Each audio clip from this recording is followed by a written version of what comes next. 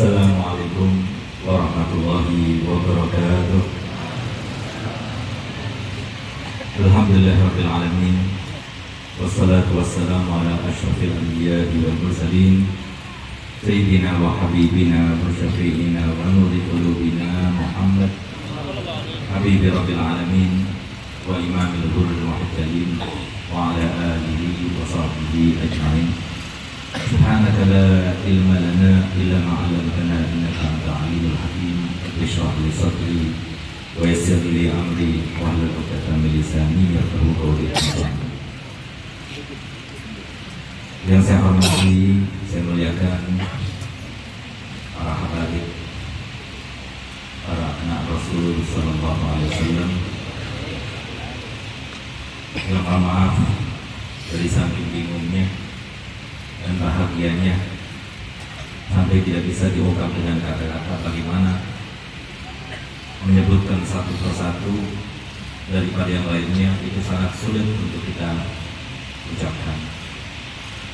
Sehingga mohon maaf, kami tidak bisa mengucapkan satu persatu tanpa mengurangi rasa hormat dan cinta kami kepada mereka semuanya.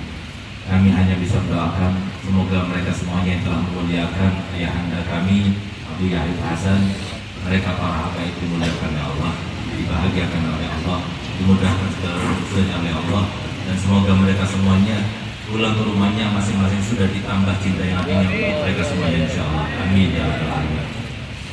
Para kiai, para alim ulama, para muhibbin, para alumni, dan para derij Abu Yahya Hasan, hafizahullah.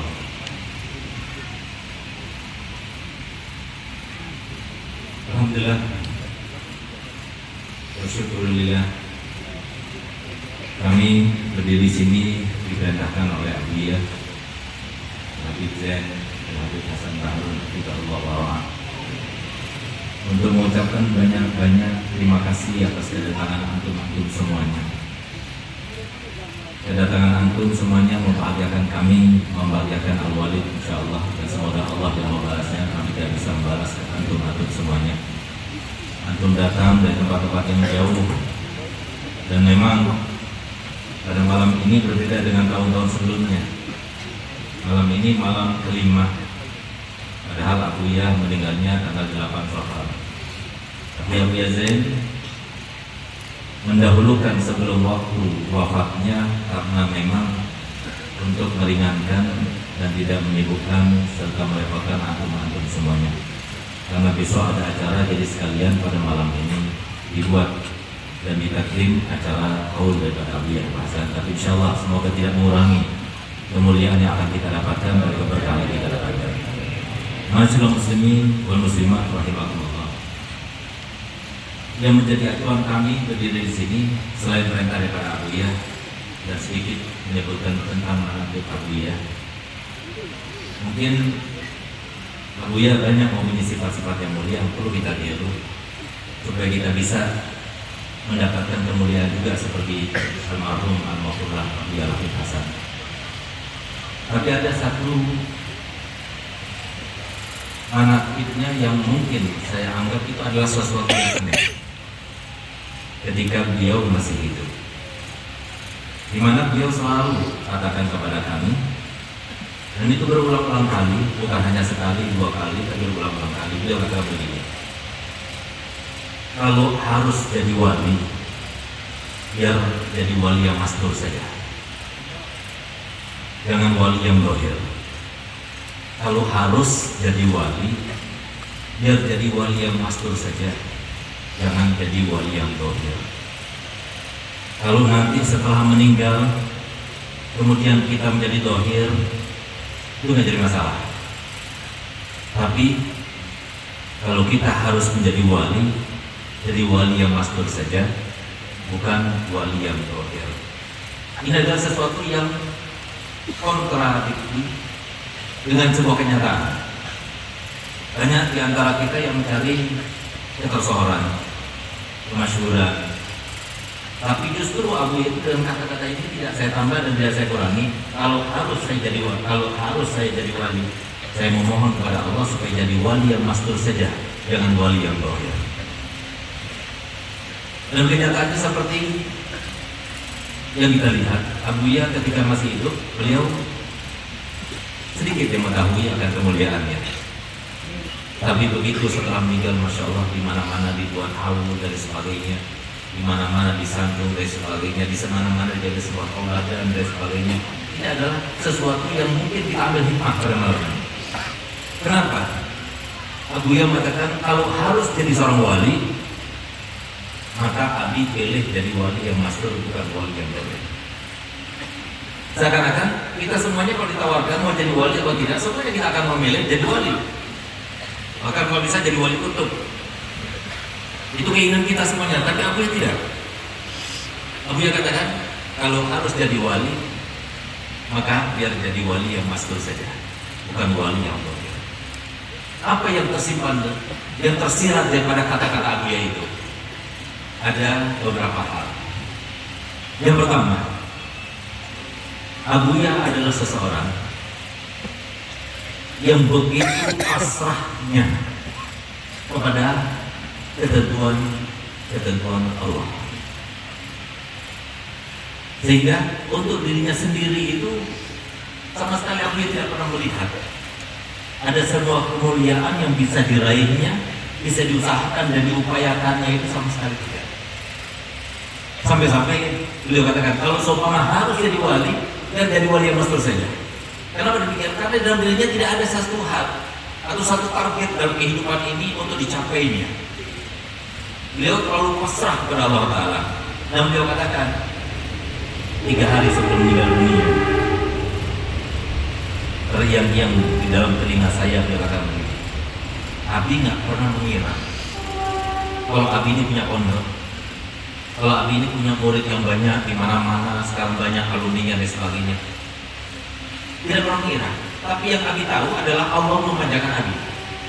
Mungkin berkat doanya ibu, karena beliau sangat bakti pada ibunya. Mungkin berkat doanya Walid, ayah beliau. Mungkin berkat doanya guru-gurunya. Mungkin berkat doanya orang lain sehingga Abi mendapatkan kemuliaan semacam ini. Tapi masing-masing sempatnya beliau katakan, nanti jangan lupa ya, kalau Abi meninggal, bacakan Rabbi firli wali walidayya warhamhuma kama rabbayani shaghira sebanyak 5 kali habis sholat 5 waktu. Jangan lupa doakan Abi. Sampai-sampai terakhir kali almarhum Abuya itu jarang berpuasa sunnah, tapi puasanya itu ya puasa wajib saja. Bahkan puasa Arafah itu kadang-kadang tidak puasa Abuya. Karena apa? Karena Abuya tidak kuat.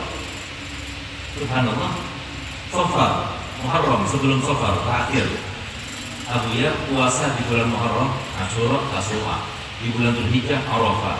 Kemudian Abuya juga puasa. Ditambah lagi pada bulan Muharramnya itu beliau puasa Kamis, Jumat, Sabtu.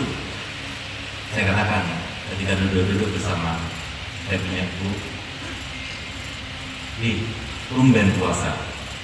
Biasanya Abi nggak kuat puasa. Apa katanya saya punya apa? Iya, Abi baca di kitab Ihya Ulumuddin, kalau orang berpuasa di bulan-bulan Muharram, di bulan-bulan haram, Kamis, Jumat, Sabtu, maka dosanya selama 650 tahun itu dihapuskan. Masa ya si Abi kalau sudah puasa ini kemudian Abi dia dihapuskan dosa-dosanya Abi? Jadi melihat kebaikan pada dirinya tidak ada kan? Dengan Abuya itu, siapa Abuya? Abuya itu adalah makhluk yang Allah kehendaki, yang Allah tentukan semuanya, yang Allah manjakan. Kalau ada sesuatu yang baik itu bonus daripada Allah. Tapi kalau ada sesuatu yang tidak baik itu karena kelakuan Abuya. Itu yang beliau katakan. Oleh karena beliau katakan kalau harus jadi wali, jadi wali yang masuk saja. Yang kedua, saya punya abah berkata begini, kenapa? Kalau harus menjadi wali itu wali yang masuk saja. Tersirat daripada kata-kata ini, di antara hikmahnya itu adalah tambah banyak orang yang mengenal kita, tambah banyak wajib kita berinteraksi. Tambah banyak wajib kita berinteraksi, tambah wajib kita itu memiripkan diri dengan Nabi kita Muhammad SAW. Itu tidak mudah, itu sulit sekali. Karena banyak orang mengenal kita, berarti banyak orang pula yang ingin ketemu kita. Banyak orang ingin ketemu kita, berarti banyak pula yang harus kita rodorkan untuk mereka sesuai dengan apa yang ditampakkan oleh Nabi kita Muhammad SAW. Itu tidak ada dalam pikiran kita, sehingga kita semuanya ingin tampil, ingin masyhur, ingin terkenal, tapi tidak dipikirkan bagaimana interaksi kita dengan mereka. Yang ketiga, kenapa Abu Ya itu mengatakan kalau harus jadi wali yang masyhur? Karena memang kumpul banyak orang itu bukan berarti tidak menyenangkan, tapi yang ada itu adalah penuh dengan pengorbanan. Tapi kumpul dengan Allah Taala dan Rasulnya Muhammad SAW itu yang paling menyenangkan dan membahagiakan. Sehingga kita lihat di antara sifat-sifat wali abdal itu adalah tidak berkumpul dengan manusia kecuali darurat. Kenapa demikian? Karena memang manusia itu sifatnya itu adalah sebuah sasaran. Sebagaimana Allah Taala firman dalam Al-Quran, "Wa ja'alna ba'dakum li ba'din fitnatan atasbirun." Kami ciptakan manusia satu dan yang lainnya itu tujuannya itu adalah sebagai fitnah. Untuk apa? Supaya kita diketahui Allah Ta'ala siapa yang sabar, enak diuji apa, enak tidak diuji. Abdiyah lebih milih enak tidak diuji. Subhanallah, sangat kontra dengan apa yang kita ketahui selama ini. Lalu kemudian di antara pesan-pesan aku ya kepada kami untuk supaya meniadakan sesuatu yang ada di dalam diri kita semuanya, tepatnya pada saat kami berumur 11 tahun di atas becak, dia katakan ya, kalau ada di dalam diri kita kemuliaan, itu karena nikmat yang Allah berikan kepada kita. Kalau kita menjadi orang kaya, kalau kita menjadi seorang pengusaha sukses, kalau kita menjadi seorang ustaz, kalau kita menjadi seorang apa saja yang dimuliakan orang, yang karenanya kita menjadi mulia, ketahuilah itu bukan karena usaha kita, bukan karena upaya kita, tidak, tapi semuanya itu karena nikmat yang Allah berikan kepada kita. Misalnya waktu itu saya umur 11 tahun, mungkin berkat doanya Abu Ya berkata begini, seumpama nanti kamu menjadi seorang ahli pidato, di becak dia katakan menuju masjid. Saya mau tanya kepada kamu jadi ahli pidato, banyak orang senang dengan isi pidato kamu. Saya ingin tanya, yang memberikan kamu ilmu sehingga kamu bisa berbicara itu siapa? Saya jawab, Allah. Yang memberikan kemahiran lidah kamu bisa mengolah kata-kata itu siapa? Saya jawab, Allah. Yang memberikan kesehatan kepada kamu sehingga kamu bisa mempunyai kesempatan untuk berdakwah itu siapa? Saya jawab, Allah. Yang memberikan kesempatan mereka semuanya mau mendengarkan khutbahmu itu, yang memberikan taufik mereka sehingga mau mereka duduk di depan kamu untuk mendengarkan, itu siapa? Allah. Yang memberikan taufik kepada mereka sehingga mereka berubah, itu siapa? Allah. Dan kontribusi kami itu sampai sedetail seperti itu saya Abu Ya Hasan itu mengatakan kepada kita. Sementara kita kadang-kadang, oh ini karena saya, sehingga dia merasa tersinggung kalau semua sesuatu yang dia miliki atau yang dia usahakan kemudian diganggu oleh orang. Abu Ya sama sekali tidak melihat. Kalau mau tahu Abu Ya itu adalah seseorang yang tidak pernah melihat dirinya sendiri. Yang ada adalah Allah, yang ada adalah rahmat Allah, yang ada adalah nikmat Allah, yang ada anugerah Allah. Itulah yang mungkin pada malam ini bisa kita tiru sesuai dengan firman Allah, dengan sabda Nabi SAW, man tawadha'a rafa'ahu Allah, wa man takabbara wada'ahu Allah. Barang siapa yang bertawadhu, rendah diri, maka dia itu akan diangkat oleh Allah Ta'ala setinggi-tingginya. Caranya bagaimana? Jangan pernah melihat kepada diri kita ada suatu kebaikan. Bismillah, Masya Allah, maka min imadin, tidak ada satu pun yang kita dapatkan daripada kemuliaan, pahala, hidayah, riayah, inayah, maunah, kecuali semua datang daripada Allah. Kita berharap semoga kita termasuk yang semacam apa yang dijelaskan oleh Abu Ya, sehingga pantas kalau suatu waktu akhirnya Abu Ya itu dimanjakan sampai Nabi kita Muhammad SAW itu datang ke makamnya pada saat suatu tahun, di mana pada tahun itu bertepatan dengan malam 8 Syawal, malam tahunnya Abu Ya. Salah satu daripada muridnya bermimpi. Pada malam itu dia datang berziarah ke makam Abu Ya, membaca Al-Quran. Subhanallah, ketika dia membaca Al-Quran dalam mimpinya itu bergetar, datang rohaninya, kemudian dia menangis sejadi-jadinya. Apa kekeluhan? Apa sebabnya? Subhanallah, begitu dia itu dapat menangis, tambah jadi menangisnya. Tahu-tahu mendengar suaranya Nabi dari dalam kubur Sayyidina. Nabi SAW berkata begini, ma absara fasad ummati fi hadzal zaman. Diulangi 3 kali, ma absara fasad ummati fi hadzal zaman. Alangkah banyaknya kerusakan umatku di zaman ini. Diulangi 3 kali. Sehingga kemudian ketika beliau mengucapkannya sampai 3 kali dalam keadaan diiringi dengan tangisan beliau sallallahu alaihi wasallam, maka kemudian yang bermimpi itu berdiri dan mengatakan, ya Rasulullah, ini ba'udil jannah ugati kullaha lida'wa ilallah. Aku akan habiskan waktuku semuanya berdakwah ilallah. Saat itu Nabi Muhammad keluar dari makamnya, kemudian dipegang kepalanya, lalu kemudian dicium dahinya, dan dia berkata, ata'rif ya waladi ma sababu fasadi ummati fi hadzal zaman? Tahukah kau wahai anakku, kenapa kerusakan umatku di zaman ini merajalela kesebar di mana-mana? Maka dijawab oleh yang bermimpi, tidak Rasulullah. Li'annahum ma yatamassakuna fi kitabin la mathilah. Karena mereka tidak lagi berpegang teguh dengan satu kitab yang tidak ada duanya. Maka tanya, kitab apa ya Rasulullah? Maka kemudian Rasulullah menjawab, kitab Ihya Ulumuddin, karangan Imam Ghazali. Maka kemudian Nabi Muhammad SAW mengambil sarung, kemudian dibeberkan di makam Sayyidina Ali, lalu tidur lagi, dan kemudian dia bermimpi itu bangun dan karena menangis sejadi-jadi. Ini salah satu contoh. Sampai dimanjakan oleh kakeknya, sampai dijadikan tempat untuk menyebarkan seruannya.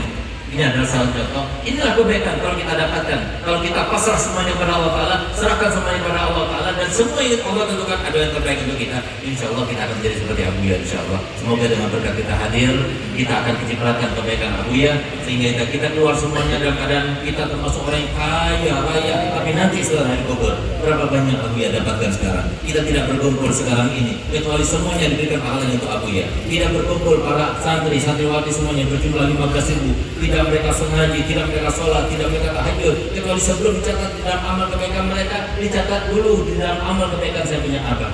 Sehingga berapa banyak yang beliau dapatkan. Sehingga pantas kalau beberapa hari yang lalu saya punya anak, Waladi Hussein, itu bermimpi saya punya apa, Habib Hasan. Dia tanya satu-satu, Umar ditanya, Al-Fakir ditanya, Habib Zain ditanya, dan subhanallah di sampingnya itu ada 4 jenazah. Yang 4 jenazah itu ternyata adalah murid-murid Abu yang meninggal. Dan subhanallah pada saat itu beberapa bulan yang lalu itu ada 4 orang murid kita semuanya meninggal dunia, 4 orang dalam waktu yang berdekatan. Yang ada yang di rumah, meninggalnya di rumah. Subhanallah, apa katanya Abu ya? Itu siapa? Habib, katanya saya punya anak. Itu anak-anak santri Dalwa yang meninggal. Begitu mereka meninggal, kumpul sama Habib. Alhamdulillah, semoga kita termasuk kumpul sama Habib. Semoga kita termasuk kumpul bersama Nabi Muhammad. Semoga kita termasuk diridhoi oleh Nabi Muhammad. Dan semoga makam kita nanti ya Allah, bukan di dunia kami ingin dapatkan ya Allah, di akhirat kami ingin dapatkan, di barzah kami ingin dapatkan ya Allah. Berkat cintamu kepada Abu ya Hasan ya Allah, jadikanlah kami itu yang termasuk kau cintai, yang dicintai oleh Nabi Muhammad SAW. Ya Allah, kami datang ke tempat ini ya Allah, mereka para habaib yang besar-besarnya ya Allah, yang mereka kami muliakan semuanya ya Allah, datang semuanya datang untuk menghormati dan mendoakan saya punya abah ya Allah, hormatilah mereka ya Allah, berikan mereka balasan ya Allah, sehingga tidak pulang ke rumah mereka masing-masing kecuali termasuk yang ditulis seperti Abu Ya Hasan. Insya Allah anak-anak mereka, anak-anak kita semuanya, keturunan kita semuanya seperti Abu Ya Hasan, menyenangkan Nabi SAW dan Allah, termasuk yang menyenangkan dengan hartanya, menyenangkan dengan ilmunya, menyenangkan dengan santrinya. Tidak ada seorang pun yang ada kita semuanya kecuali punya pesantren semuanya yang menyebarkan dakwahnya Nabi Muhammad SAW. Wassalamualaikum warahmatullahi wabarakatuh.